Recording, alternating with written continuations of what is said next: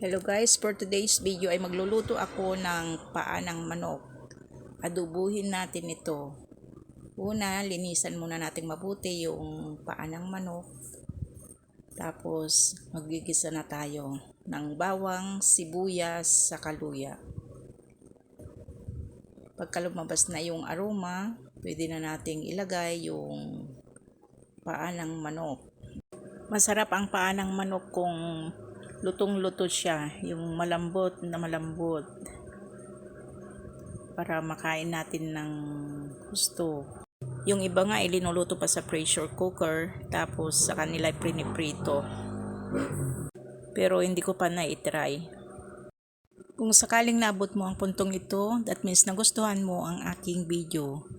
Kaya paki-like and share mo naman. At kung ngayon ka palang napadaan sa aking YouTube channel, Australia Vlog, huwag mo sanang kalimutang pindutin ang subscribe button. At huwag sana kayong magsasawang manood sa aking mga ina-upload. Ayan, lalagyan na natin guys ng condiment na oyster sauce, soy sauce, paminta, asin. At lagyan din natin siya ng Sprite. Instead na brown sugar, Sprite na lang ang ilagay natin. At haluin din natin siya ng mabuti para mag-mix yung mga condiment niya. Tapos niya lagyan na natin ng tubig at takpan hanggang sa lumambot. Pagkaraan ng ilang minuto, buksan natin at i-check kung luto na.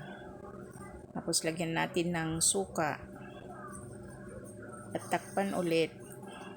Sana guys may natutunan na naman kayo sa binahagi kong video. Yan guys, luto na yung adobong paa ng manok. Thank you for watching guys. God bless everyone.